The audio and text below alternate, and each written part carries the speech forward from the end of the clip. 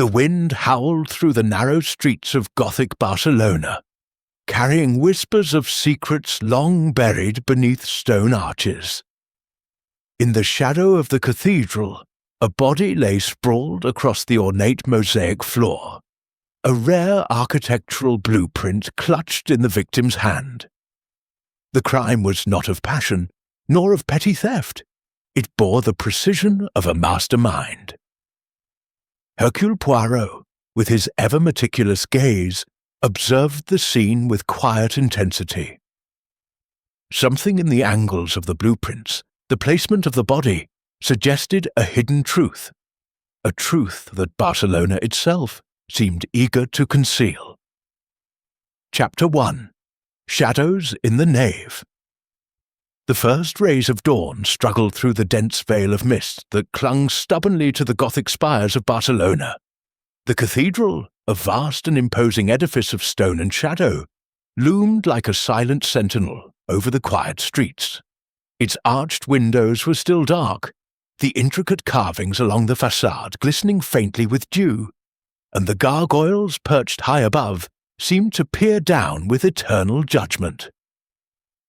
It was in this sombre, almost reverential atmosphere that Hercule Poirot arrived, his small frame perfectly erect, his moustaches immaculately waxed, and his keen grey eyes taking in every detail with a precision that seemed almost unnatural.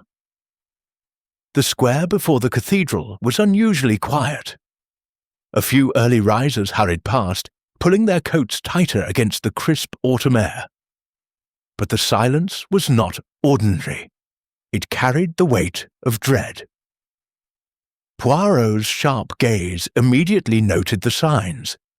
A cluster of officials near the grand entrance, a police cordon, and the soft murmur of onlookers kept at a careful distance. The scene was already tense, yet Poirot's reputation for discernment preceded him. Inspector Juan Martinez, a stocky man with a perpetually furrowed brow, was waiting. "Ah, Monsieur Poirot," Martinez said, his Spanish accent thick, though his tone carried restrained respect. "You have arrived at the unfortunate scene." Poirot inclined his head politely. "Indeed, Inspector. I trust you have briefed me as to the particulars." His French accent, precise and deliberate, made even the simplest words carry a gravity that seemed to demand attention. Martinez gestured toward the cathedral's nave. "The victim, Señor Alvaro Medina, was discovered by the cathedral custodian early this morning. He is, well, I suppose you will see for yourself." Poirot's eyes narrowed ever so slightly. "Lead the way, s'il vous plaît."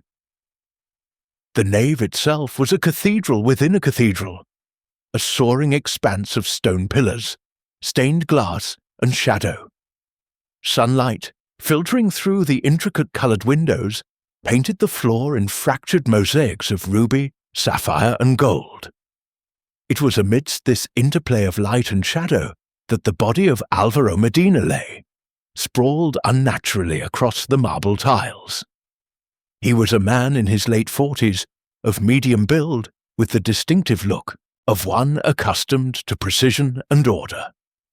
His dark hair was meticulously combed, now slightly dishevelled, and his hands, which had once delicately sketched lines and curves of grand architectural designs, now clutched a rolled blueprint with white-knuckled intensity.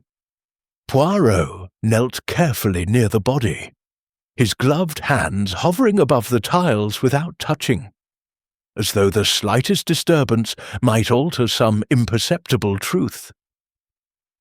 "Notice," he murmured to himself in French, "the alignment of the hands, the tension in the shoulders, the positioning of the head, all deliberate, yet all suggestive of struggle." He stood and began a slow, deliberate circuit of the scene. Every detail mattered. The slight scuff mark on the marble near the north column, the faint streak of blood on the hem of the blue cloak, the almost imperceptible trail leading to the altar steps. Each piece, isolated, might seem trivial, yet, in Poirot's mind, They were strands of a complex web, waiting to be woven into clarity. "Inspector," Poirot said finally, his voice carrying that calm authority that compelled attention. "Tell me about the victim." "Alvaro Medina, yes? An architect of some renown, I understand." Martinez nodded, scratching his head. "Yes. He was known for his work on historical restorations. The cathedral? Well, he had been working on a series of renovations, including the crypts and some newly discovered chambers beneath the nave. Some say he was obsessed with hidden passages and architectural secrets, perhaps too obsessed." Poirot's eyes twitched in interest. "Ah, obsession, yes. Often the seed of danger. And his colleagues, friends, rivals?" "Both, I would say," Martinez replied. "There is some tension among the architectural community here. Medina was meticulous, uncompromising. He did not suffer fools lightly." Poirot's gaze drifted upward, taking in the lofty arches, the intricate carvings, and the faint inscriptions hidden along the walls. There was something in the symmetry of the architecture that spoke to him. Not just aesthetic, but deliberate, intentional. And then, almost imperceptibly, his eyes settled on the blueprint clutched in Medina's hand. "Ah," Poirot whispered, "what have we here?" He carefully unrolled the parchment on the marble floor. The blueprint was unlike any ordinary architectural plan. Lines and angles intersected with cryptic symbols, some familiar, some entirely obscure. Certain areas were shaded in strange patterns, almost as if they were marking secrets. "Secrets?" Martinez asked. Poirot nodded slowly, his fingers tracing invisible lines in the air above the blueprint. "Yes. A man does not carry such a document unless he believes it vital, precious, perhaps even dangerous. I must examine this closely." He squatted again, studying every line, every mark, every annotation. To the casual observer, it was merely an architectural drawing. But Poirot's mind raced, connecting tiny irregularities in the lines to possible hidden chambers, secret staircases, and concealed rooms. He noted the faint fingerprints in unusual places. Someone had handled this document recently, perhaps even before the murder.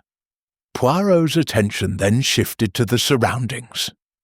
The cathedral, though silent, seemed to whisper. A faint smell of candle wax mixed with damp stone filled the air. The echo of footsteps, long past, seemed to linger.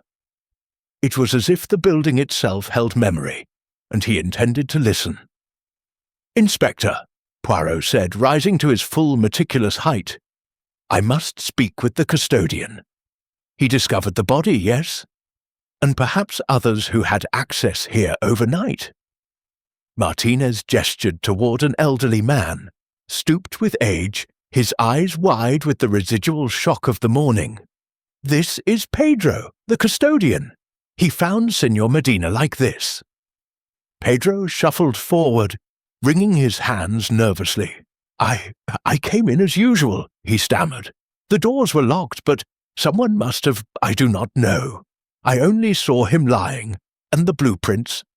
His voice trailed, unable to continue. Poirot inclined his head gently. "Do not fear, Pedro. Simply tell me everything, every sound, every shadow, every unusual visitor you may have noticed." Pedro took a deep breath. "Well, there was a man, I think yesterday evening. Tall, dressed in black. I did not see his face. He lingered near the crypt entrance, whispering to Señor Medina. I did not pay much attention, thinking it was perhaps a contractor or a priest, but he left before nightfall." Poirot's fingers tapped together lightly. A visitor cloaked in secrecy, intriguing. And the crypt entrance, yes, that may indeed be significant." He paused, then glanced back at the body. "And you say the doors were locked when you arrived?" "Yes, locked from the inside," Pedro whispered. Poirot's eyes narrowed ever so slightly. Locked from the inside, yet a visitor had been present. These were threads of a complex tapestry, threads he must pull carefully. He then stepped back, taking in the scene in its entirety. The interplay of architecture, human behavior, and hidden secrets formed a delicate puzzle. Every tile, every arch, every shadow could conceal a clue. And Medina, poor Medina, had been a man of extraordinary intelligence and meticulous nature. Whoever had ended his life had known this, had respected it enough to leave a message, hidden, cryptic, a challenge for anyone clever enough to decipher it. Poirot's mind, always restless, already began cataloguing possibilities. Rivals in the architectural guild, jealous colleagues, secret lovers, political agitators, even thieves of antiquities. Each possibility demanded scrutiny, but one must approach with method. Logic, observation, and the little grey cells. Yes, that was the key. "Inspector," Poirot said finally, a faint smile tugging at the corners of his mouth. "We are not merely investigating a death. We are uncovering a secret buried in stone, hidden in shadows. And I suspect this cathedral holds the answer." Martinez glanced at him skeptically, though with respect. "I leave it in your capable hands, Monsieur Poirot." Poirot turned once more toward the nave, his eyes tracing the high arches, the cryptic inscriptions, the blueprints, and the scattered footprints. Somewhere in this vast cathedral, the truth awaited. And Poirot, as always, would find it. The dawn had not yet fully broken, yet already the first rays of insight had begun to pierce the darkness of mystery. And as the city of Barcelona stirred around the Gothic spires, a silent promise lingered in the cold stone air. The game, as Poirot liked to say, was afoot. Chapter 2. The Architect's Circle. Hercule Poirot had never considered architecture merely as stone and mortar. To him, it was a language, a subtle, silent conversation between the builder and the beholder, conveying not only form and function, but intention, ambition, and sometimes deception. As he left the cathedral behind him for the first stage of his investigation beyond the crime scene, the streets of Barcelona seemed unusually alive, bustling with early traders, horse-drawn carriages, and the occasional bell toll echoing from distant towers. Yet beneath the ordinary hum of the city, Poirot perceived a subtle undercurrent. Tension, ambition, envy, elements just as concrete as the stone he studied. The deceased, Alvaro Medina, was already something of a local legend in the architectural world. Renowned for his meticulous restorations and controversial interpretations of Gothic motifs, he had earned both admiration and resentment. That morning, Poirot had made the acquaintance of Inspector Martinez, and now he was to meet the architect's colleagues and associates, individuals whose lives intersected professionally and possibly fatally with Medina's own. The first to arrive at Poirot's temporary investigation room was Catalina Marquez, a sharp-eyed woman in her late 30s with a presence both commanding and subtle. She had worked alongside Medina for nearly a decade on the cathedral's restoration projects. Her hair, dark and coiled, was pulled tightly back, and her tailored coat suggested someone accustomed to authority. Yet her eyes betrayed tension, perhaps worry. "Monsieur Poirot," she said, her voice crisp, measured, yet edged with a tremor she tried to conceal. "I never imagined I would see this day. Alvaro, he was meticulous, brilliant, but perhaps too secretive." Poirot inclined his head, his moustaches twitching slightly. "Yes, Mademoiselle Marquez. Tell me, were there any disputes within your team recently? Any disagreements over designs or methods?" Catalina hesitated, glancing briefly at Martinez, who gave a subtle shrug. There were disagreements. Minor at first, nothing extraordinary. But the crypt renovations, Alvaro became insistent. He claimed he had discovered something of historical importance. Some of us doubted him, thought he was exaggerating. Exaggeration, yes. But some exaggerations contain truth, Poirot murmured. He observed her hands, the way her fingers fidgeted with the strap of her purse. Did anyone else know of this discovery? Catalina's lips pressed into a thin line. Only, perhaps, Eduardo Villar. He's another architect on our team, ambitious, charming, but, I fear, sometimes unscrupulous. Soon Eduardo Villar arrived, tall and imposing, with a posture that seemed as precise as the buildings he designed. His dark eyes, sharp and calculating, swept over Poirot with faint curiosity tinged by caution. Monsieur Poirot, he greeted smoothly, with an accent that betrayed his Catalan origins. I hear you are investigating our dear Alvaro's unfortunate demise. His tone was polite, but a faint edge lingered beneath the surface. Indeed, Poirot said, studying him carefully.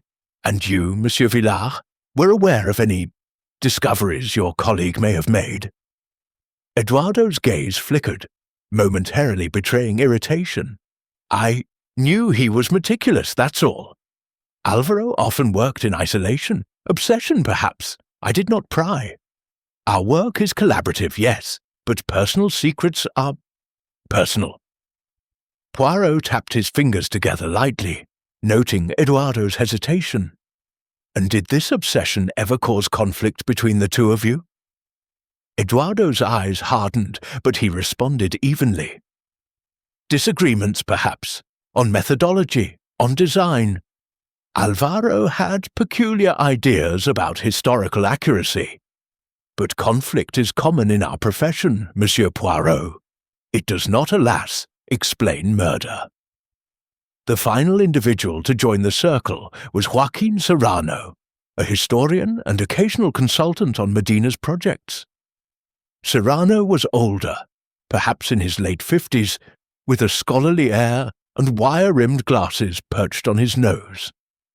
His hands were stained with ink from his research, and his voice carried the weight of academia. Poirot, he began with a nod. I am afraid I did not know Medina well personally. But professionally, his discoveries in the cathedral were intriguing. He insisted there were secret chambers, passages unknown to modern records. I doubted him initially, of course. Many architects enjoy the thrill of imagined secrets, but the more I studied his notes, well, there was merit to his claims. Poirot's eyes twitched. Ah, and did you share these findings with anyone else? Did anyone seek to gain from such knowledge? Serrano adjusted his glasses, his gaze avoiding Poirot's direct observation. Knowledge is power, Monsieur Poirot. Certainly, some would have coveted these revelations, though I cannot name names. The room hummed with a quiet tension, each individual poised delicately on the precipice between revelation and concealment. Poirot's mind catalogued each detail, the subtle glances, the tightened jawlines, the carefully measured words.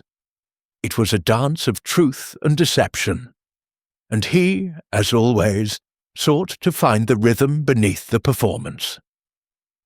Now, Poirot said finally, straightening, let us speak of the night of the incident. Each of you had access to the cathedral. Were any of you present yesterday evening? Catalina spoke first. I left by 6 o'clock. The cathedral was locked afterward, and Alvaro insisted on staying late to continue his work. I did not see anyone else enter. Eduardo frowned slightly. I visited briefly to retrieve some documents, around 7. Alvaro was still working. I did not stay long. Afterward I left. Doors were locked behind me. Cyrano nodded. "I did not enter the cathedral yesterday. I only corresponded with Alvaro through letters and the occasional call." Poirot's eyes narrowed. And yet Pedro, the custodian, reported seeing a man in black near the crypt.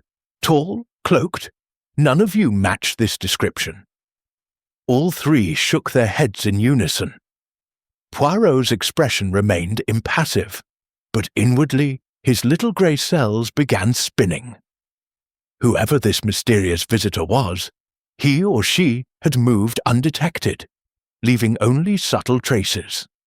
The scuff marks, the fingerprints, and the cryptic blueprint itself. "Tell me," Poirot continued, turning to Eduardo, "of your relationship with Alvaro. You mentioned disagreements." Eduardo's eyes narrowed. "Yes, disagreements, but that is normal.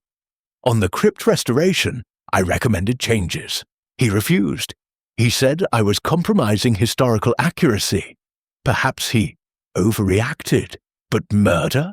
That is beyond reason."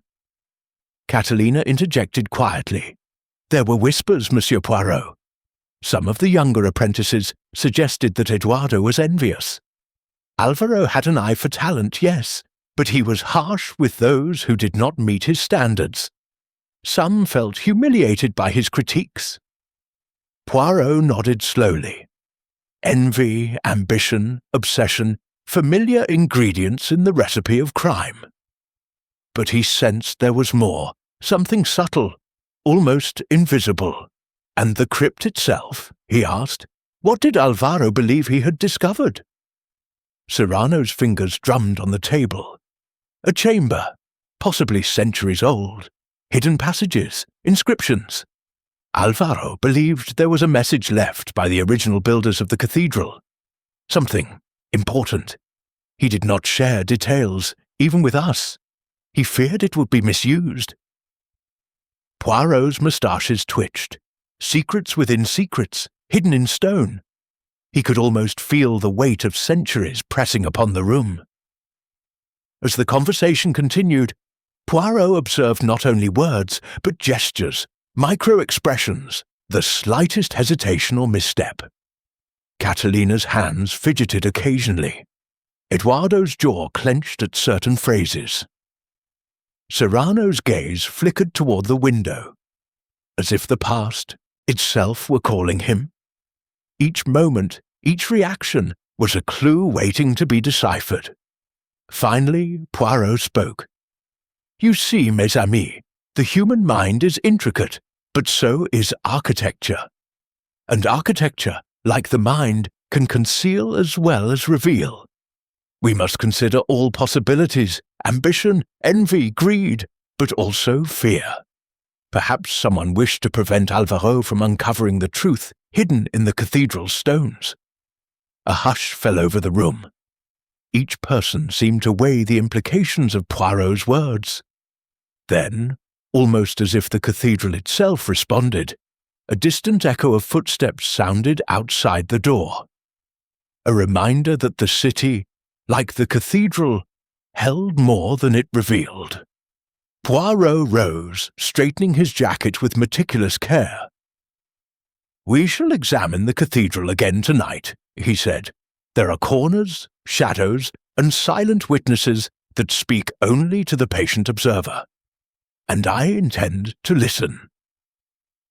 Catalina, Eduardo, and Cyrano exchanged uneasy glances. They did not yet realize how intricately they were all entangled in the web of Medina's final discovery.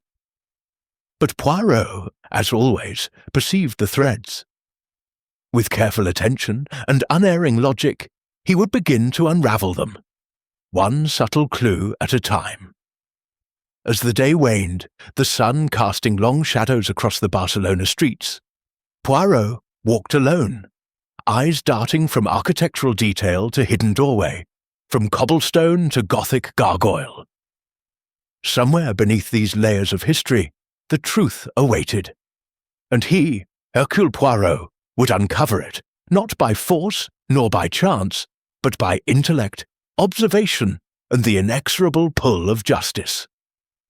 Even as he returned to the cathedral that evening, the city alive with muted bustle and golden twilight, Poirot knew the architect's circle was only the beginning. Behind polite smiles, courteous words, and professional facades, danger and deceit had already taken root, and the first whispers of revelation were ready to be heard by the one who could truly listen. Chapter 3. A cryptic blueprint. The evening had fallen, draping Barcelona in a deep indigo cloak, punctuated by the warm glow of street lamps and the occasional flicker of candlelight from the cathedral's stained glass windows. Hercule Poirot returned alone, his footsteps echoing softly across the cobbled square. He paused briefly, raising his eyes to the Gothic spires. Tracing the delicate tracery that had inspired Álvaro Medina's obsession. There was a stillness tonight, as if the ancient stones themselves were holding their breath, waiting for the detective's scrutiny. Inside, the cathedral was quieter than earlier. Only the faint hum of distant traffic and the occasional drip of water from the roof interrupted the solemn silence. Poirot approached the blueprint once more, which had been carefully preserved by Inspector Martinez. The paper was fragile at the edges, ink slightly smudged in places, yet the symbols and lines were vivid enough to reveal an intricate network of passages, arches, and shaded areas. It was immediately clear. Medina had discovered something remarkable, and he had tried to encode it within the drawing. Poirot spread the blueprint across a flat marble slab, leaning close. "Ah, subtle, very subtle," he murmured, his fingers hovering over the lines without touching. Certain angles and hatches repeated, almost rhythmically, forming patterns that seemed more symbolic than architectural. To the untrained eye, it might appear merely decorative. But Poirot, with his meticulous mind, saw intention in every curve, every cross-hatched corner. The first anomaly was obvious to him immediately. A set of parallel lines near the northern crypt that did not align with any known walls or pillars. A shadowed passage, perhaps, hidden beneath centuries of stone. Poirot marked it mentally, noting also the faint annotations in Medina's tiny, precise hand. Some letters were written backward, almost as if to mislead, others faintly smudged, as though the architect had anticipated interference. "Yes," Poirot whispered. "Someone wanted these secrets hidden, yet documented, just in case." His thoughts were interrupted by a faint scuffing from the crypt entrance. Poirot's eyes darted upward, but the nave remained empty. The echo, he knew, was merely a reminder of the vast acoustics and stillness of the cathedral. But it had the effect of sharpening his senses. He returned to the blueprint, tracing lines that led toward a cluster of shaded areas. These areas were small, almost imperceptible on first glance, but Poirot's trained eyes saw them as deliberate markers, perhaps entrances, or areas where hidden mechanisms could exist.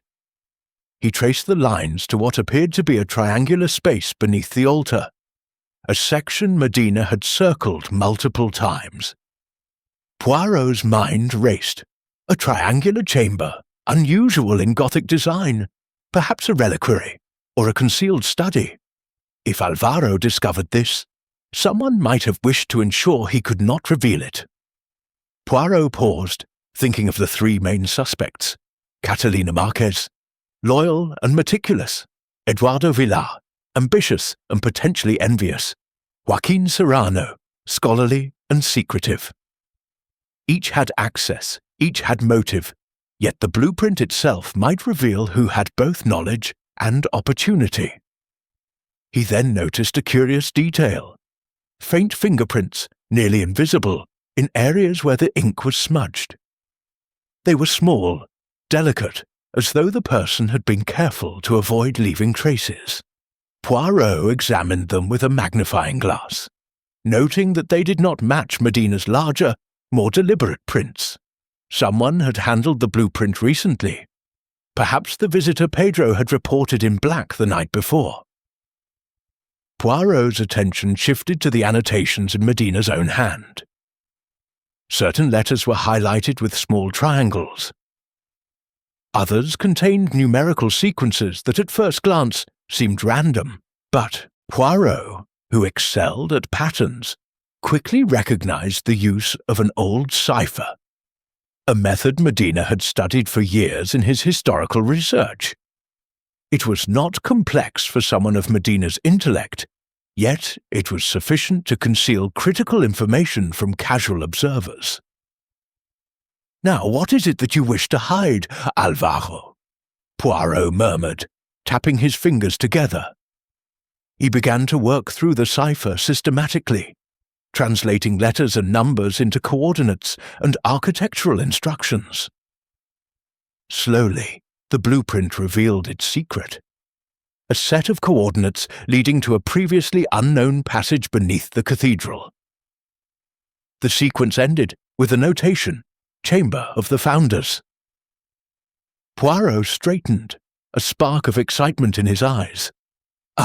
Hidden beneath the cathedral, a chamber belonging to the original builders centuries ago, and Medina discovered it, but at what cost? He folded the blueprint carefully and moved toward the northern crypt. The air was colder here, the stone damp and faintly musty. Shadows stretched unnaturally across the floor, and the light from his lantern flickered against the walls. Poirot walked slowly, examining every corner, every arch, every carving. His eyes caught small scratches on the stone, worn steps that seemed slightly out of alignment, and faint marks that suggested repeated handling. Someone had entered recently, perhaps to retrieve the blueprint or ensure it remained hidden. Poirot knelt and studied the marks. Yes, someone cautious, precise, not a thief seeking gold, but knowledge. His mind raced through possibilities. Eduardo Villar, whose ambition was well known, Serrano, who might covet historical secrets, or perhaps someone entirely unexpected. He explored further, tracing the crypt walls until he reached a small triangular indentation in the floor, almost imperceptible. Poirot pressed lightly against it, and a faint mechanism clicked. A hidden panel shifted slightly, revealing a narrow stone stairway descending into darkness. His heart quickened, not from fear, but anticipation. The architect's secrets lay below. Poirot made careful notes, documenting the dimensions, angles, and inscriptions. He would return, with proper lighting and backup, to explore fully. Tonight was reconnaissance. Precision, he reminded himself, was the key to understanding both architecture and human motives. Stepping back, he considered the larger picture. Medina's murder was not random. Someone had meticulously studied him, anticipated his movements, and struck with both cunning and opportunity. The blueprint was more than a map. It was a message, a clue left for those clever enough to read it. Poirot returned the lantern to its stand and unrolled the blueprint one final time, examining the annotations and symbols. He began to notice small, almost invisible marks along the edges, tiny scratches forming a secondary pattern. Perhaps Medina had anticipated a betrayal and encoded an additional warning, one that only the most astute observer could decode. "Ah, Alvaro," Poirot whispered softly, "you were indeed brilliant, and someone feared your brilliance." He stepped outside, the chill night air carrying the faint scent of incense and autumn leaves. The cathedral loomed behind him, silent and inscrutable, yet alive with secrets. Somewhere within its ancient walls lay the truth, the path to the murderer. And Poirot, as always, would uncover it with method, patience, and the relentless power of his little grey cells. The city slept, unaware of the unfolding drama beneath the Gothic arches. But Poirot walked onward, the blueprint in mind, already connecting angles, symbols, and human behaviour into the tapestry of a murder that demanded resolution. Chapter 4. Faces of Suspicion. The morning sun filtered weakly through the misty streets of Barcelona, casting pale streaks of light upon the Gothic façades. Hercule Poirot, meticulous as ever, arrived at the cathedral before the bustle of the day began. His mind was already abuzz with the revelations of the blueprint and the hidden passage. The mystery had shifted from a simple murder to something far more complex, a secret that some were willing to kill to protect. Poirot's first task was to examine the inner circle of those closest to Álvaro Medina, to map out both opportunity and motive. He knew instinctively that the murder could only have been committed by someone who not only had access to the cathedral, but also possessed the intellect to comprehend Medina's discoveries. The first suspect he summoned was Catalina Marquez. She had worked beside Medina for years, yet there were subtle signs of unease in her demeanour. When Poirot asked about her relationship with Medina, she spoke carefully, almost rehearsed. "We were colleagues," she said smoothly. "Close professionally, yes. Personally, less so. He trusted very few, and I was fortunate to be one of them. But he was particular and sometimes difficult." Poirot's moustaches twitched as he observed her gestures. She kept her hands folded neatly, yet her fingers fidgeted with the edge of her sleeve, a small, unconscious sign of anxiety. "And on the day before his death, did anything unusual occur? Arguments, requests, or disputes over the crypt work?" Catalina hesitated, then said, "There was tension, yes, not with me, but with others. Eduardo Villar, for one. He disagreed with Alvaro over the placement of certain carvings. The discussions became heated." Poirot made a mental note of Eduardo Villar. When he entered the room, Poirot's sharp eyes immediately measured him. Tall, imposing, every movement controlled, every glance calculated. Eduardo greeted Poirot politely, yet there was a flicker of impatience behind his composed expression. "Monsieur Poirot," Eduardo said smoothly, "I hear my friend Medina's death has prompted your attention. I must confess, I am puzzled at the assumption of foul play. Arguments happen daily in this profession. Surely you are aware." "Indeed, Monsieur Villar," Poirot replied, "but in this case words were insufficient. Someone acted, and one must consider both motive and opportunity." Eduardo's gaze narrowed slightly. "I had motive, perhaps, if you consider professional rivalry, but opportunity, I assure you, I was elsewhere." Poirot's gaze did not waver. "We shall see. Tell me, Eduardo, how did you view Alvaro's discovery in the crypt?" Eduardo's lips tightened. "I respected it, but I feared he might misinterpret the historical evidence. Some secrets are better left untouched." A subtle admission. Poirot noted it carefully. There was more behind those words than caution, perhaps fear or envy. The third suspect, Joaquin Serrano, was different. Scholar, historian, and occasional consultant, he carried the weight of decades in his manner.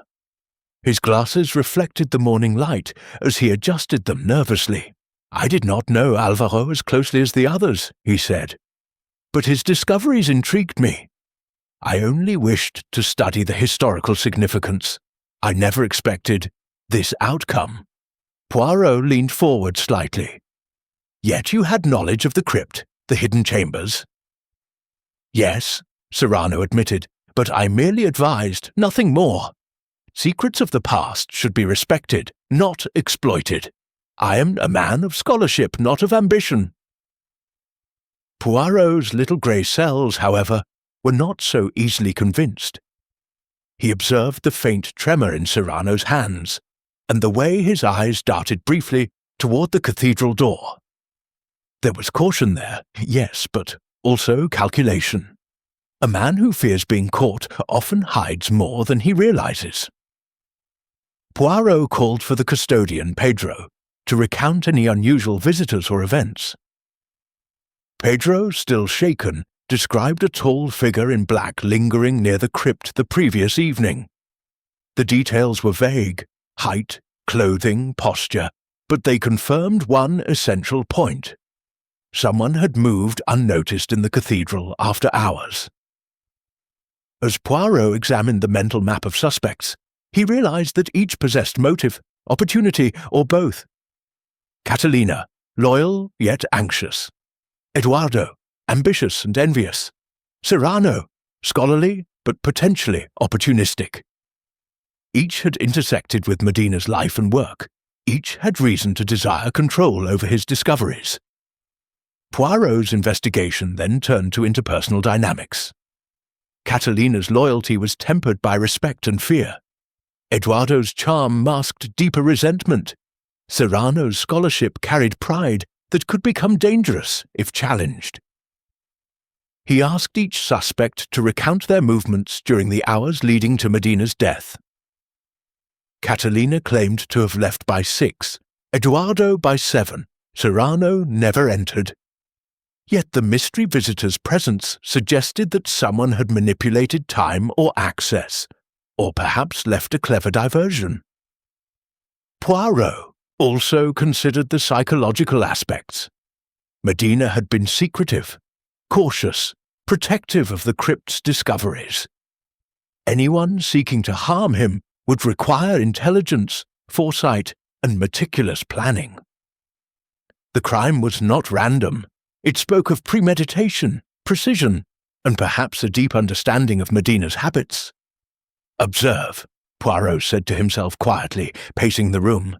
"The blueprint, the shadows, the hidden mechanisms. The murderer knew what they were doing. And yet, a misstep was made. A trail, faint but present. We must see who among these faces of suspicion would have had both the knowledge and the audacity to act."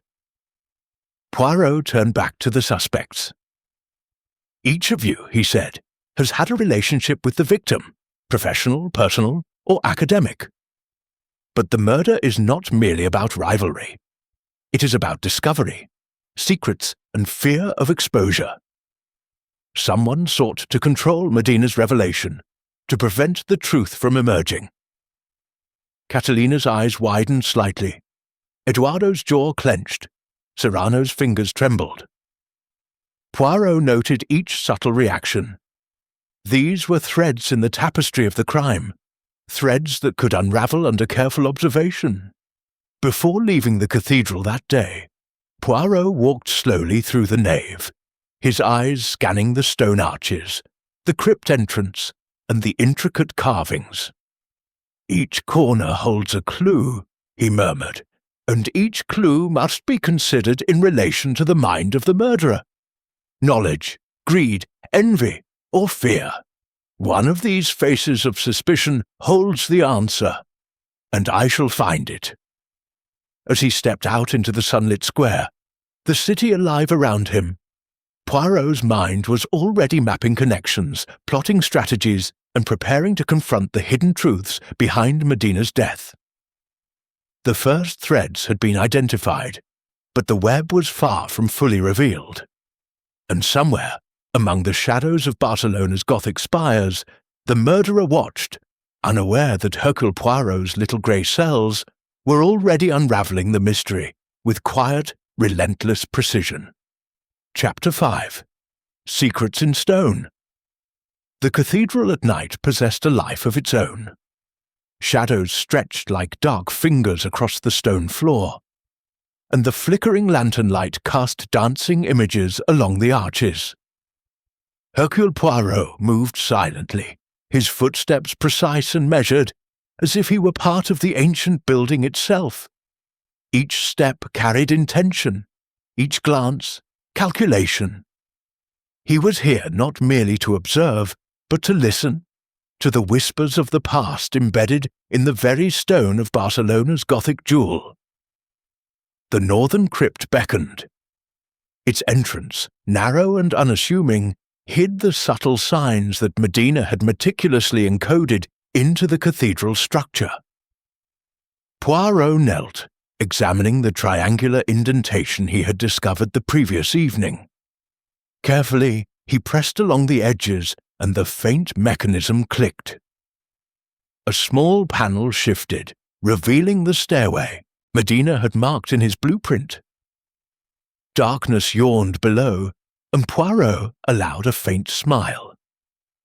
A secret had been preserved, and he alone, for now, held the key. Descending the stairs, Poirot's lantern illuminated walls that were both ancient and deliberately altered. He observed faint scratches on the stone, irregularities in the mortar, and subtle impressions as if someone had repeatedly brushed past certain sections. Each mark was deliberate, small, almost invisible, but to Poirot they spoke volumes. Someone had moved here after Medina's death, or perhaps even in anticipation of it. At the bottom of the stairs, Poirot entered a small triangular chamber. Its walls were etched with inscriptions, symbols, and lines that mirrored the patterns in Medina's blueprint. He studied them carefully. These markings were not mere decoration. They were deliberate, historical, and most importantly, a guide. Some symbols were Latin abbreviations, others numerical sequences, and a few corresponded to architectural features, doors, arches, and hidden panels. Poirot traced a delicate finger along the inscriptions. Ah, Medina's intellect precise as ever. He encoded not only a path, but a message. Only a mind capable of deciphering the details would understand the significance. He paused, considering the implications. Whoever sought the chamber must have either understood the symbols or possessed Medina's guidance, perhaps through the blueprint. A faint sound made him pause, the subtle echo of movement above. His eyes flicked upward, then back to the inscriptions. Someone had been here, recently. The air carried a faint scent of candle wax mixed with old stone, a signature of care. Poirot noted every detail. The intruder's intention was not theft for monetary gain, but the control of knowledge. Knowledge that could expose secrets someone wished to keep buried. He examined the walls further. There were hidden mechanisms, small indentations that, when pressed in sequence, revealed narrow compartments. Inside one, Poirot found a fragment of parchment, carefully folded and partially burned. The text was incomplete, but legible in part. It read, "The Founder's Oath, preserved in shadow. Only the worthy may tread where light has yet to reach. Beware the eyes that watch, the hands that guide, and the heart that envies." Poirot's moustaches twitched. Ah, a warning from centuries past, and perhaps a warning intended for Medina himself. Someone understood it and feared the consequences. He turned his attention back to the room, tracing the walls once more. A faint draft indicated a secondary passage, concealed behind a wall that appeared solid. Carefully, Poirot pressed against it, finding a panel that shifted with subtle effort. Beyond lay a narrow corridor, descending deeper. The air was cooler here, carrying the scent of earth and stone long untouched. As he moved forward, Poirot's mind catalogued every possibility. Who would have known of this chamber? Catalina Marquez, loyal yet anxious, might have suspected but seemed incapable of action. Eduardo Villar, ambitious and envious, possessed both intellect and daring. Joaquin Serrano, scholarly and secretive, had knowledge but lacked practical skill. Yet pride could drive a man to unexpected measures. Poirot paused mid-step, considering the alignment of the corridor with Medina's blueprint. The path is deliberate, designed to conceal and protect. Anyone attempting to access it without guidance risks failure, and yet someone succeeded. He knelt to examine the stone, noticing small scratches along the edges, signs of careful exploration. The intruder had been meticulous, perhaps as meticulous as Medina himself. A sudden noise startled him, a soft rustling like a hand brushing against fabric. Poirot froze, eyes darting to the shadows. Nothing moved, yet he sensed a presence, however fleeting. The cathedral seemed alive, responsive to human intent, its silence both friend and foe. Poirot understood that the murderer, or someone connected to the crime, might still be nearby. The cathedral's labyrinthine passages offered concealment, and its walls had witnessed centuries of human ambition, greed, and secrecy. He continued down the corridor, taking note of inscriptions that hinted at a hidden chamber, one that aligned with the triangular area beneath the altar. The symbols were subtle, but unmistakable. Medina had left a breadcrumb trail for those astute enough to follow it. Poirot's small grey cells began weaving patterns, connecting the cryptic notes to the suspects, to the murder, and to the potential consequences of the secrets hidden below. Pausing near a small alcove, Poirot examined faint marks on the stone floor, tiny footprints, almost imperceptible. Their size suggested a smaller individual, someone cautious, precise, and deliberate. He traced the prints with his gloved hand, noting direction and depth. One who knows the terrain, yet moves carefully. Perhaps a visitor of intelligence, perhaps familiar with Medina's habits. He paused, considering the psychological implications. Medina's murder was not an act of passion. It was calculated. The intruder sought control of the discovery, fearing exposure. Each mark, each symbol, each hidden compartment told a story of knowledge, ambition, and fear. Poirot's deduction grew sharper with each observation. As he ascended back toward the nave, Poirot reflected on what he had discovered. Hidden passages, inscriptions, fragments of warnings, and subtle signs of intrusion. The cathedral itself was a witness, preserving clues in stone, waiting for the right mind to interpret them. The secrets were layered, encoded, and deliberately concealed, a test not only of intellect but of courage.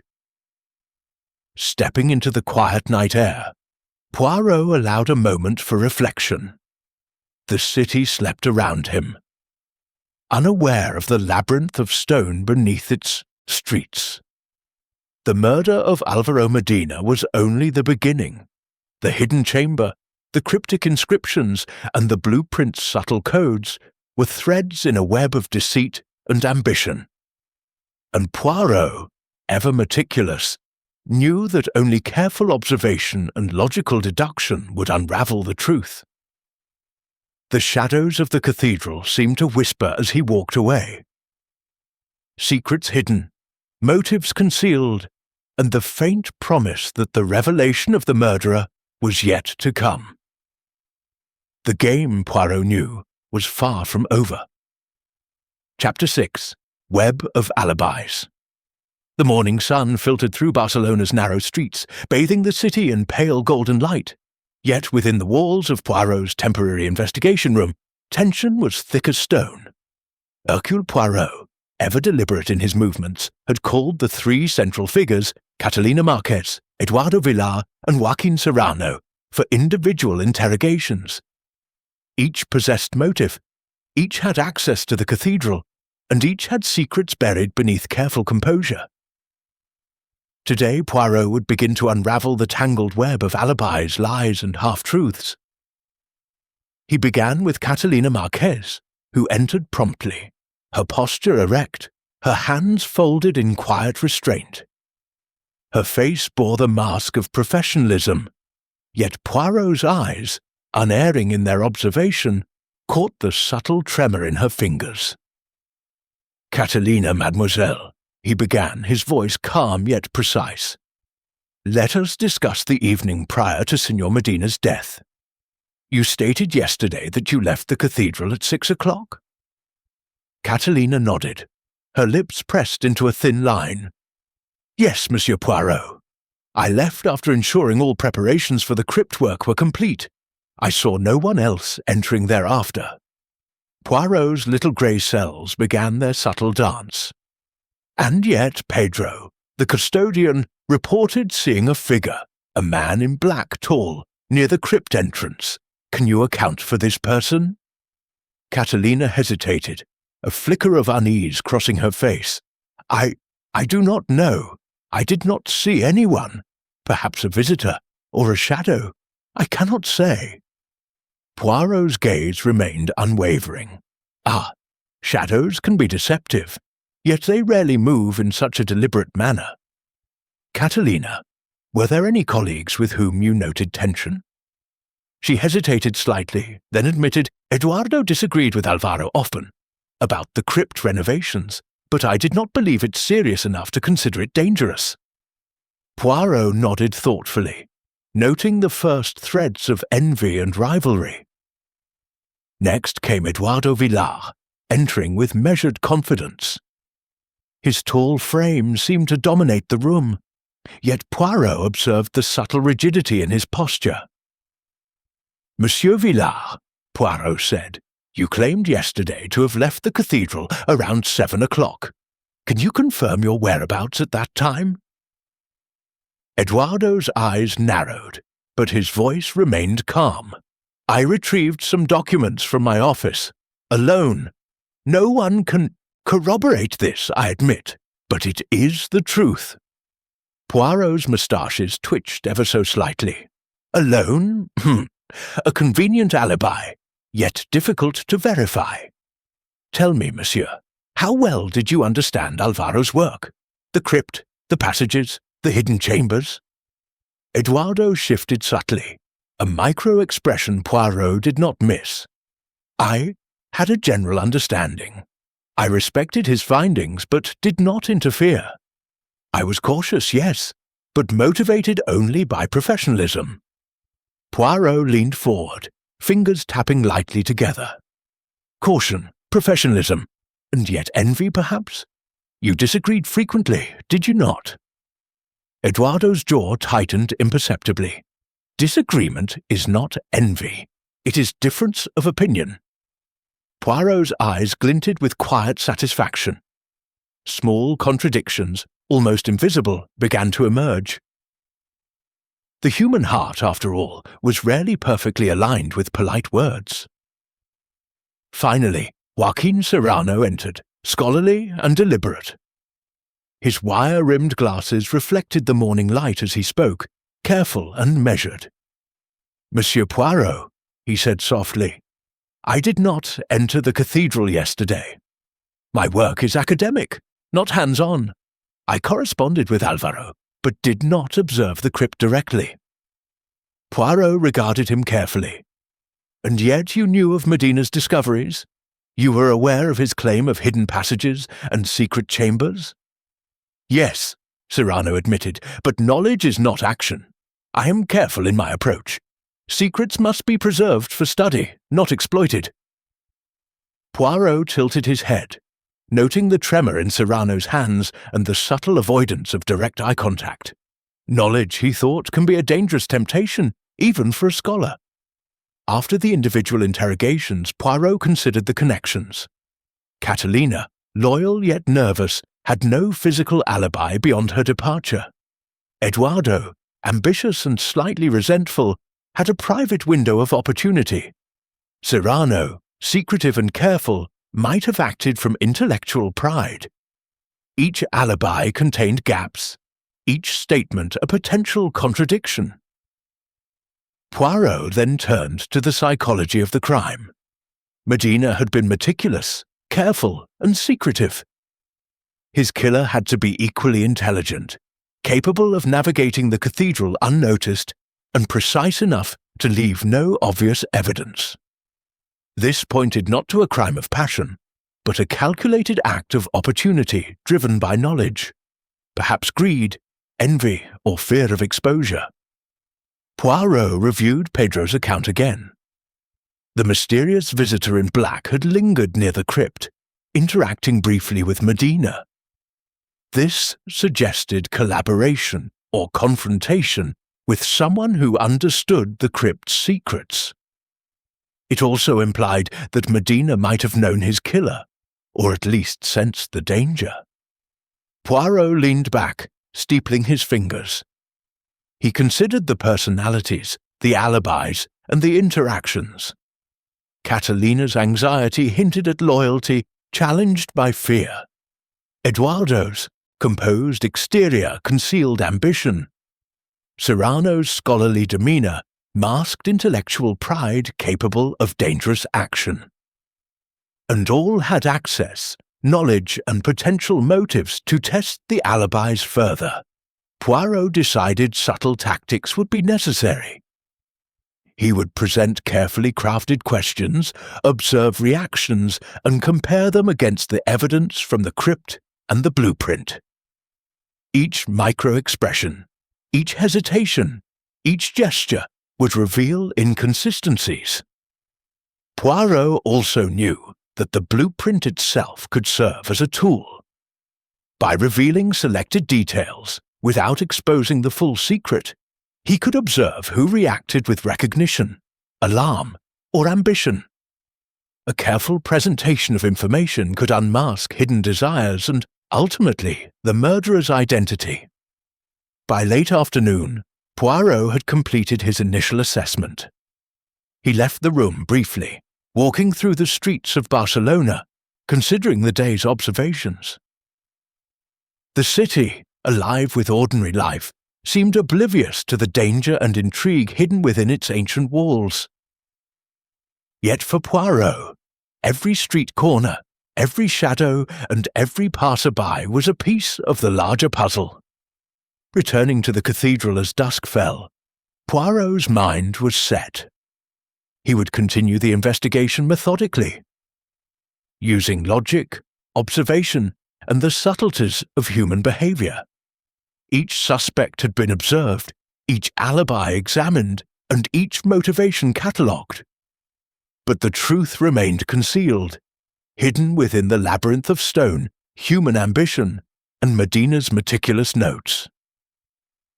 "Ah," Poirot murmured quietly, stepping into the nave.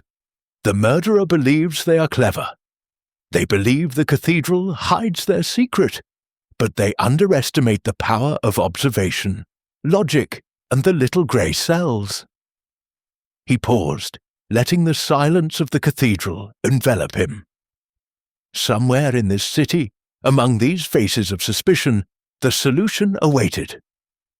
And Poirot, with patience, intellect, and precision, would uncover it. The web of alibis had begun to unravel. One subtle contradiction, one unnoticed gesture, one overlooked detail could expose the killer. And Poirot, as always, was ready to follow each thread to its inevitable conclusion. Chapter 7. Shadows of Deceit. The evening air hung heavy over Barcelona, carrying the faint scent of sea salt and damp stone. Hercule Poirot returned to the cathedral, lantern in hand, the blueprints and notes from previous investigations tucked neatly under his arm. The day had provided ample opportunity for reflection, yet each question he had posed to the suspects only seemed to multiply the uncertainty.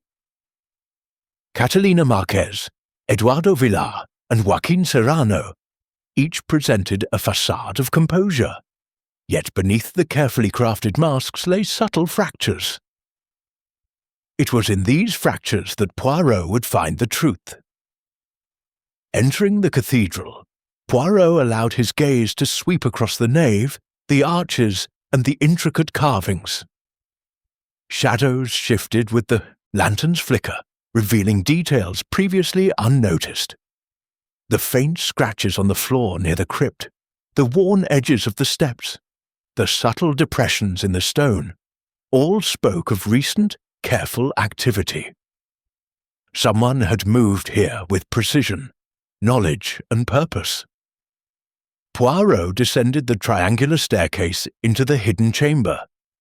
The inscriptions on the walls, painstakingly studied the night before, now seemed to form a narrative.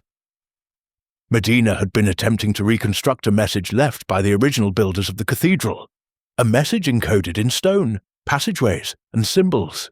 Poirot traced the Latin abbreviations, the numerical sequences, and the delicate carvings, slowly connecting them to the patterns in the blueprint. Each line, each mark, was a clue left intentionally by Medina, yet concealed in plain sight. A faint glimmer of something metallic caught Poirot's eye near the base of a wall panel.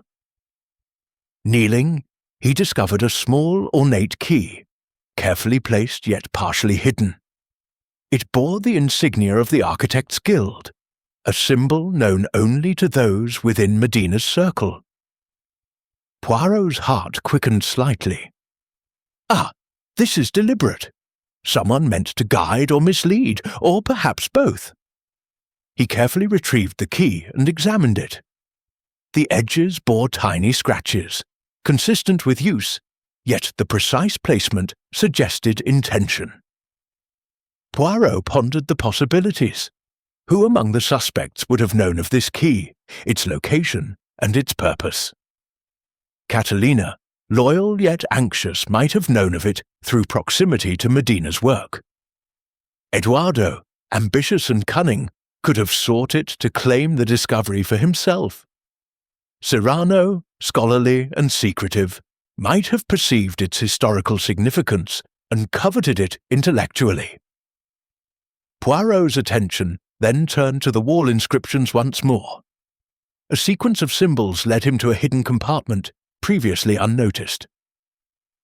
Carefully, he opened it and discovered a fragment of parchment, detailing a series of measurements and directions, coordinates leading deeper into the crypt. It appeared Medina had prepared a path for someone intelligent enough to follow. Poirot realized that whoever had murdered Medina had either followed these directions or deliberately avoided them, attempting to mislead investigators. The detective's mind shifted to the suspect's statements. Catalina's alibi, though seemingly solid, had relied solely on her departure time. Eduardo's story contained a critical gap.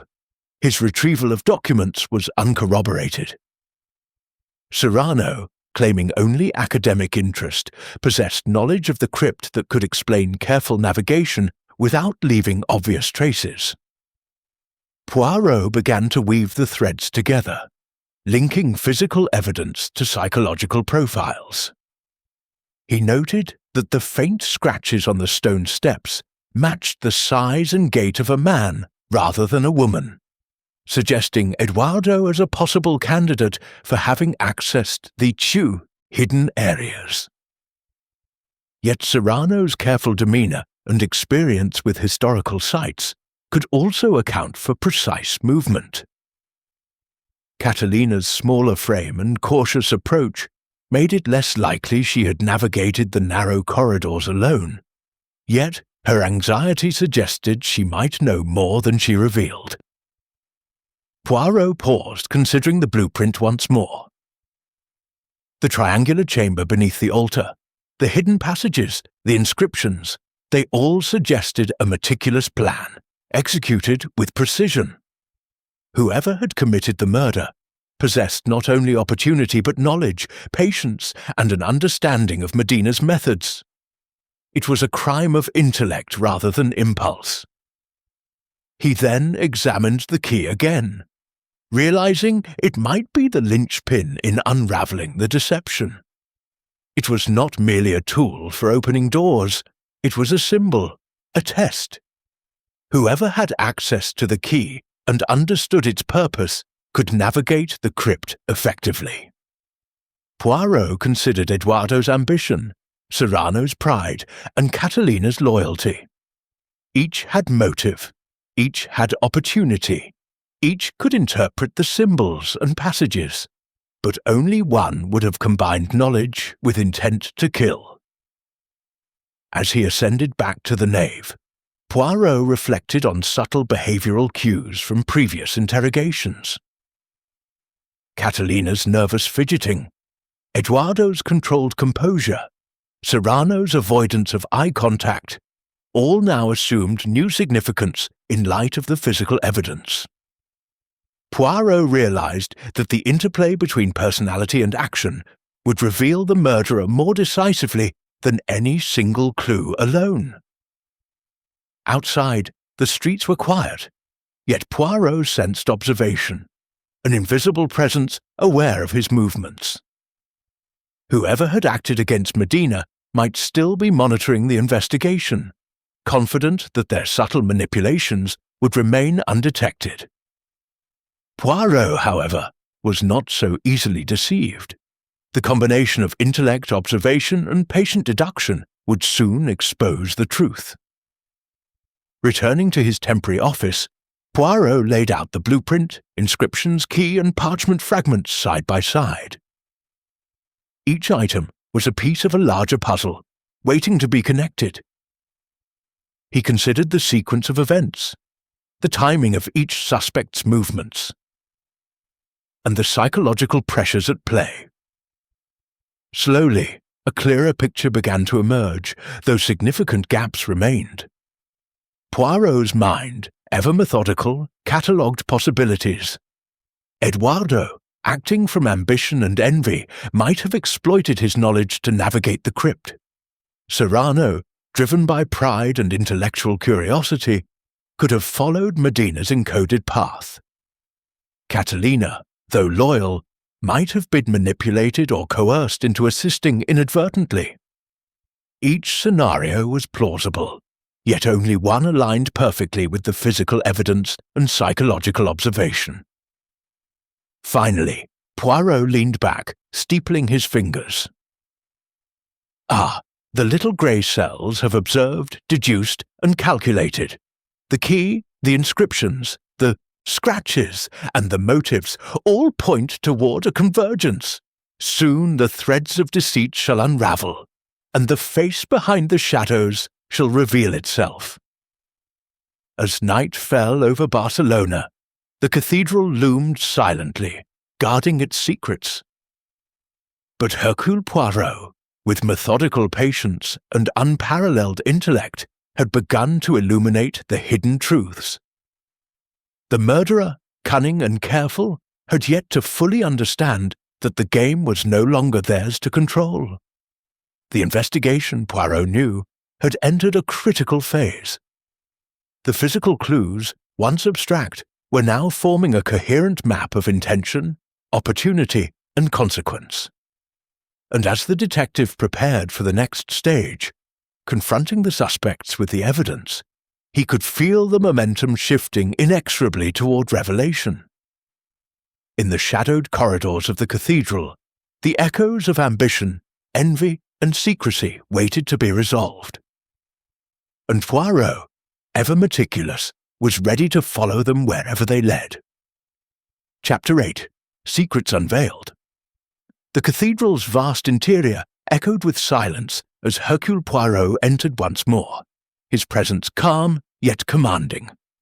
Candles flickered along the aisles, casting long, quivering shadows against the ancient stone. Tonight, Poirot resolved, he would press the suspects further, testing each story against the evidence he had painstakingly collected. The blueprint, the hidden passages, the inscriptions, the key, and the subtle signs of intrusion. The puzzle was close to resolution, and the murderer's reactions would be the final clue. He summoned Catalina Marquez first. Her eyes widened slightly at his summons, but she entered with an air of composed obedience.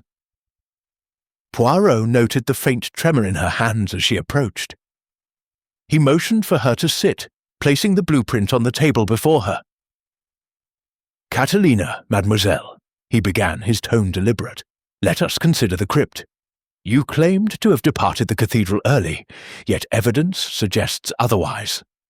Scratches on the floor indicate repeated movements, footprints leading toward the triangular chamber beneath the altar. What do you know of this chamber?" Catalina's composure faltered for the briefest instant, her eyes darting toward the intricate blueprint. I only knew of its existence through Alvaro. I never entered. I swear it." Poirot leaned forward, observing every nuance. "Ah, yet your finger fidgeted with your sleeve during our last conversation. A subtle clue.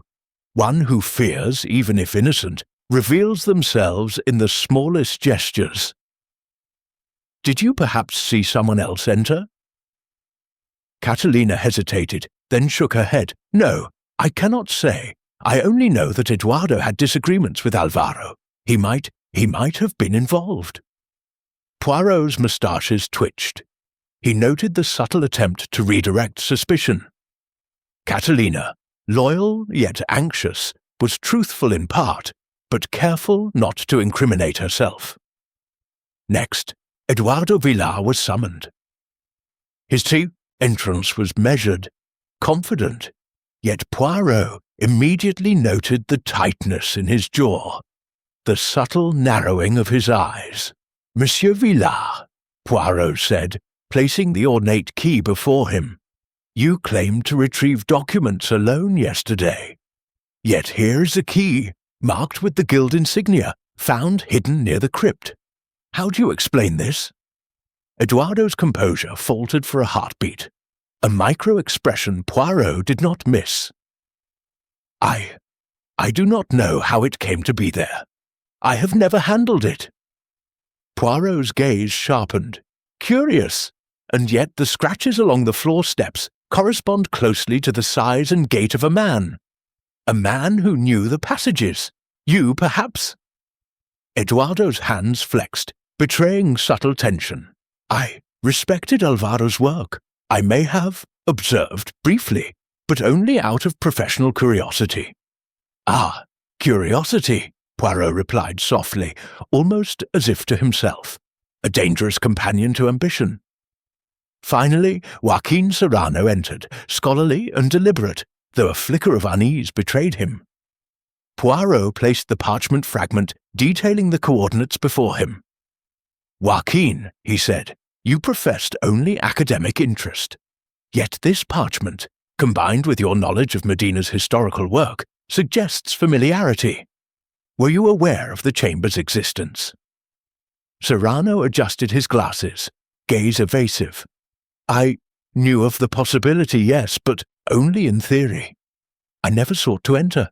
My concern is preservation, not exploitation."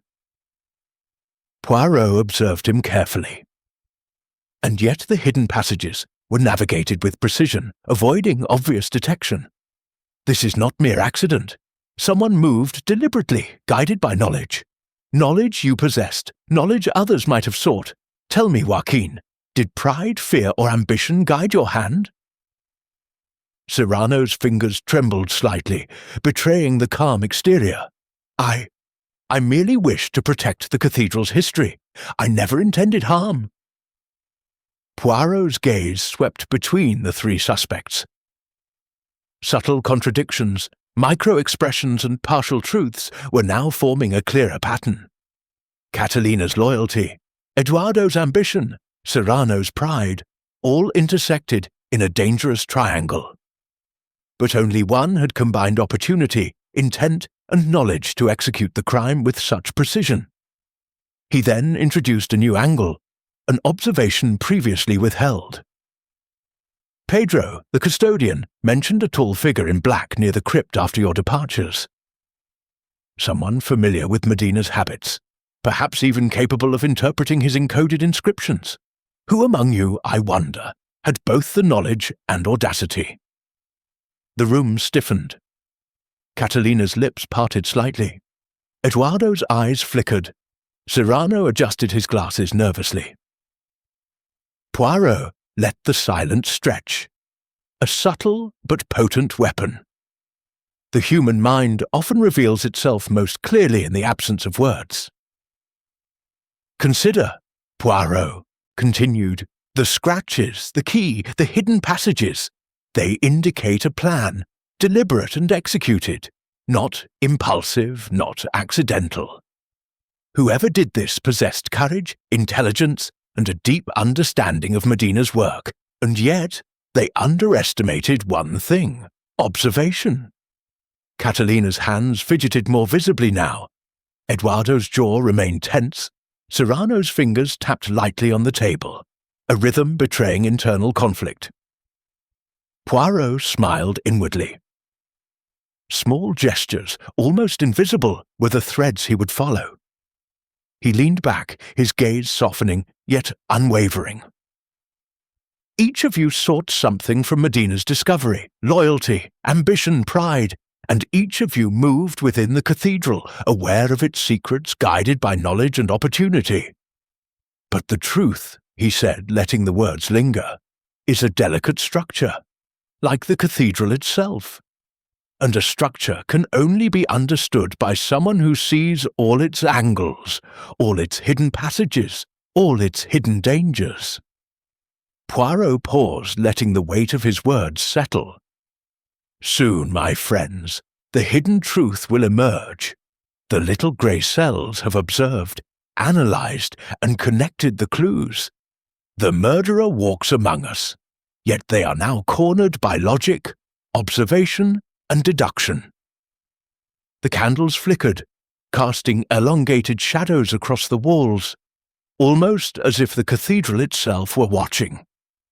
Outside, the city continued its indifferent life, oblivious to the tension and revelation contained within these stone walls. But inside, truth and deceit danced a subtle, intricate ballet, one that would soon reach its climax. Poirot rose, smoothing his coat. "Tomorrow," he murmured softly, "the puzzle shall be complete. The secrets hidden beneath centuries of stone and ambition shall be revealed. And the murderer, clever though they may be, will find that no secret, however carefully guarded, can escape the scrutiny of method, observation, and the little grey cells." As the suspects departed, each carrying their own doubts and unease, Poirot remained alone in the candlelit nave. The cathedral seemed to exhale, its vast spaces filled with silence and expectation. Shadows of deceit had been revealed, yet the final truth still lay just beyond the reach of casual observation. And Hercule Poirot, meticulous, patient, and unyielding, knew that in the labyrinth of stone secrets and human ambition, the final revelation would soon emerge. Chapter 9. The final thread night had fallen over Barcelona, casting long shadows across the cathedral spires. The city streets shimmered with faint lamplight, reflecting on wet cobblestones. Inside the Gothic walls, Hercule Poirot moved with the precision of a man fully in control, his keen eyes scanning every detail, every shadow, every nuance. Tonight, the game would reach its decisive stage. He had collected evidence, observed behaviours, tested alibis, and noted contradictions. The final thread, the one slender connection that tied motive, opportunity, and method together, was now within his grasp. Poirot first revisited the hidden chamber beneath the altar, lantern in hand. The inscriptions glimmered faintly in the flickering light, and the triangular passageways loomed like silent sentinels guarding centuries of secrets. He examined the small metallic key again, now certain that it had been both a literal and figurative device. It opened not just the passage, but the mind of the murderer. Someone had used knowledge and cunning to navigate these spaces, yet had underestimated human observation. The faint scratches along the stone floor, when carefully compared to the suspect's physical descriptions, revealed a telling discrepancy. The marks suggested deliberate but agile movements, too precise to belong to Catalina's smaller frame, too cautious and measured to be Eduardo's bold strides. Poirot's mind turned immediately to Joaquin Serrano. The careful scholar, so accustomed to studying historical sites, could have navigated the crypt with exactitude, guided by pride and intellectual curiosity. Poirot smiled faintly to himself. Knowledge, when combined with motive, could indeed become deadly. Cyrano's scholarly ambition had been underestimated even by those closest to him. And yet it had not been hidden from the discerning eyes of the little grey cells. Returning to the main nave, Poirot summoned all three suspects under the guise of reviewing the cathedral's historical records. Catalina arrived first, followed by Eduardo, and finally Cyrano. Each entered with measured restraint, though tension was evident in subtle gestures. Catalina's nervous hand movements, Eduardo's controlled posture, Cyrano's frequent adjustments of his glasses. Poirot addressed them with calm authority. "Tonight, we shall review certain details previously overlooked or misunderstood. Each of you has moved through these halls. Each has had knowledge of the crypt and its secrets. Each has harbored ambition or fear in your heart. But the truth," he said, letting the words linger, "cannot remain concealed, not from observation, not from logic, and certainly not from the little grey cells." He laid the parchment fragment and the metallic key before them. "This key," he continued, "was found near the crypt. Its presence indicates deliberate movement, someone who understood the passages and the hidden chambers. The scratches on the floors correspond closely to the movements of one individual, someone careful, precise, and methodical." Catalina's hands clenched slightly. Eduardo's gaze hardened, though a flicker of unease betrayed him. Cyrano remained still, but the faintest colour had risen to his cheeks. Poirot leaned closer, allowing the silence to amplify the weight of his words. "The murderer," Poirot continued softly, "is not the one who acted out of passion, nor the one who moved impulsively. It is the one who combined knowledge, ambition, and the courage to execute a plan with meticulous precision. And the evidence, scratches, key, and navigation of the crypt points unerringly to one person." He let his eyes sweep across the trio, pausing on Cyrano. "Joaquin Cyrano, your pride in historical knowledge, your familiarity with Medina's work, and your careful navigation of the crypt all align with the actions taken on the night of the murder. You alone could have followed Medina's instructions, interpreted the inscriptions, and yet acted to prevent his discovery from being revealed." Cyrano's lips parted slightly, but no words emerged. Catalina's eyes widened in shock. Eduardo's jaw tightened. Poirot's voice softened, yet gained subtle force. "Your motive," he said, "was not mere envy or rivalry. It was fear that Medina's discovery would overshadow your scholarly ambitions, exposing inadequacies you could not tolerate. Pride, intellectual greed, and the desire to control knowledge drove your hand." Cyrano's fingers trembled, finally betraying the calm exterior he had maintained throughout. Poirot's gaze never wavered. "The path you took, the passages you navigated, and the clues you left behind all reveal the hand of one who believes intellect can justify action. But intellect alone cannot obscure truth." Catalina took a small step forward. "So, all this time it was you?" Her voice was barely audible, a mix of disbelief and horror. Eduardo's expression hardened, but Poirot knew his suspicion had always lingered. Now it had confirmation. Cyrano's eyes met Poirot's, a mixture of defiance and resignation. I only wish to preserve the integrity of the discovery, to control it." His voice faltered. "I did not intend for murder." Poirot shook his head gently. "Intent cannot erase consequence. The plan was executed, and the result is tragic. You underestimated the power of careful observation, the value of logic, and the patience of the little grey cells." He paused, letting the weight of the revelation settle in the room.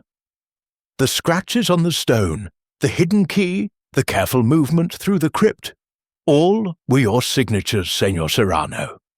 The traces you left behind, though subtle, were sufficient for a meticulous mind to discern. You believed knowledge and cunning would conceal you, yet every action carries a mark, and every mark tells a story. Serrano sank into the nearest chair, his hands clasped together, gaze lowered. The truth was laid bare. Catalina's composure returned slowly, while Eduardo's expression softened, the tension of suspicion finally easing. Poirot rose, his small frame commanding presence in the vast nave. Justice, however delayed, is inevitable. The web of deception, carefully woven, has unravelled. And though knowledge can be powerful, it cannot conceal a mind attentive, precise, and observant. The little grey cells have prevailed. Outside, the cathedral loomed silently, its spires cutting through the night sky. The city was oblivious to the revelation within its walls, yet for Hercule Poirot, the resolution was both satisfying and inevitable. The threads of motive, opportunity, and method had converged, and the final truth had been illuminated. As the suspects were escorted away, Poirot lingered in the nave, studying the shadows and inscriptions one last time. Medina's work, carefully concealed and yet partially revealed, would endure beyond the crime, preserved in the careful hands of those who respected history and truth. And for Hercule Poirot, the case, though tragic, was a testament to the enduring power of observation, logic, and the little grey cells. Chapter 10. Echoes of Truth. The first light of dawn filtered softly through the stained glass of Barcelona Cathedral, casting a kaleidoscope of colours upon the stone floors. The city stirred beyond the walls, unaware of the night's revelations, yet within the nave, silence lingered, a quiet aftermath of tension and justice. Hercule Poirot stood at the centre, his eyes tracing the intricate carvings, the hidden passages, and the faint marks of human ambition that had nearly unravelled a century of secrets. The case of Álvaro Medina's murder, which had perplexed so many, had reached its inevitable conclusion. Joaquin Serrano, scholarly, precise, and driven by pride, had been apprehended. His motives, rooted in intellectual ambition and fear of exposure, had been laid bare through careful observation, analysis of physical evidence, and subtle contradictions in his alibi. Serrano's knowledge of Medina's hidden chamber and cryptic inscriptions had allowed him to navigate the cathedral with precision, but even he had underestimated the meticulous method of Hercule Poirot. Poirot moved slowly through the nave, reflecting on the delicate balance of human behaviour and logical deduction. Catalina Marquez and Eduardo Villar had been exonerated, their roles limited to proximity, suspicion, and minor misunderstandings. Catalina's loyalty and anxiety had made her cautious, her nervousness misread as concealment. Eduardo's ambition, though present, had never crossed into criminal action. Their relief at Serrano's exposure was palpable, yet Poirot observed them with the subtlety that marked his genius. Human emotions, after all, often masked truths as much as they revealed them. Turning toward the triangular chamber beneath the altar, Poirot reflected on Medina's legacy. The inscriptions, the hidden passages, and the encoded blueprint were not merely puzzles. They were a testament to Medina's intellect, care, and understanding of human nature. He had left a path for those astute enough to interpret it, but Serrano's interference had threatened to pervert that legacy. Now, with justice restored, the secrets could remain intact, their historical and architectural significance preserved. Poirot, knelt to examine the faint scratches along the stone floor, now more visible in the morning light. Each mark, a story, each indentation, a choice.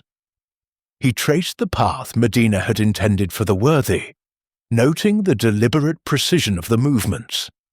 The key, now secured, symbolized the threshold between ignorance and knowledge, secrecy and revelation.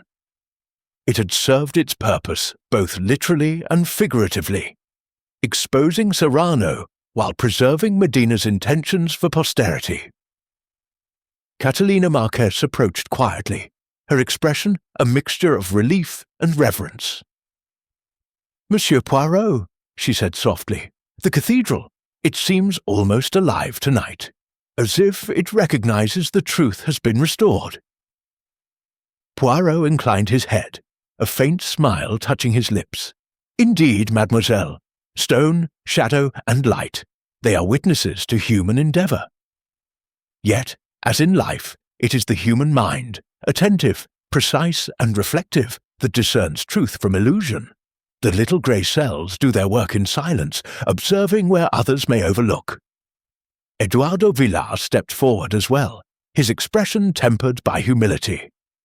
"And yet, Monsieur Poirot, it is remarkable how one man's observations could pierce through layers of deception so thoroughly."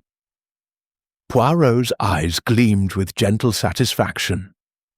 "Observation, logic, and patience, Monsieur Villar.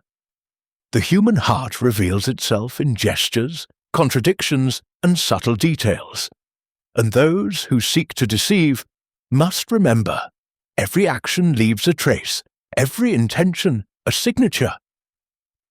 The three stood together, gazing at the crypt beneath the altar. Medina's legacy, nearly lost to human ambition, remained intact. His work, hidden passages, encoded inscriptions, and intellectual ingenuity would endure. It would continue to challenge, inspire, and teach those who sought understanding. And it was now preserved, untarnished by the tragic consequences of human envy and pride. Poirot finally turned away, moving toward the cathedral doors. Outside, the city awakened fully, unaware of the drama and revelation contained within centuries-old walls. The streets were alive with ordinary life, merchants opening stalls, children laughing, and the faint hum of carriages along cobblestone streets. Yet within the cathedral, silence, reflection, and resolution prevailed. He paused, casting a final glance at the triangular chamber.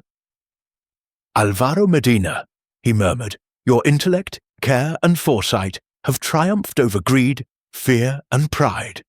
Your secrets are safe, your legacy honoured, and yet the human heart remains as intricate and unpredictable as the passages you designed. Wisdom lies not only in stone, but in discernment of those who tread upon it." Poirot's steps carried him out of the cathedral into the soft light of morning. The city welcomed him with the ordinary rhythm of life, yet he knew the shadows of ambition and human complexity lingered everywhere.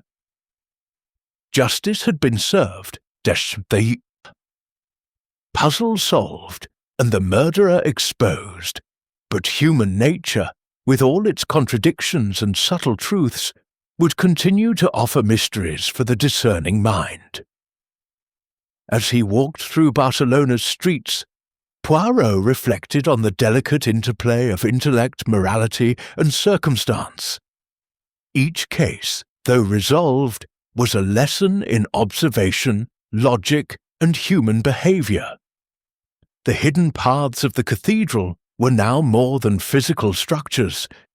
They were symbols of prudence, intelligence, and the consequences of pride and ambition. Catalina and Eduardo would continue their lives with new awareness. Serrano would face justice, and Medina's legacy would endure. But for Poirot, the satisfaction lay not merely in revelation, but in the meticulous unfolding of truth from a web of deception, the careful parsing of human behaviour, and the triumph of methodical deduction over secrecy and ambition. The city stretched before him, bathed in morning light, its streets ordinary yet infinite in their possibilities. Hercule Poirot, detective, observer, and philosopher, knew that the world was full of hidden truths, subtle clues, and human frailties waiting to be revealed. And in that understanding, there was both satisfaction and anticipation. An endless journey for the little grey cells, always alert, always discerning. With a final glance at the cathedral spires, Poirot smiled faintly, the corners of his moustaches twitching ever so slightly. The case of the architect's blueprint was concluded, justice rendered, and the shadows of human ambition laid bare. Yet the echoes of truth, knowledge, and human complexity would remain, silent witnesses within the cathedral's stone walls and within the discerning mind of Hercule Poirot himself.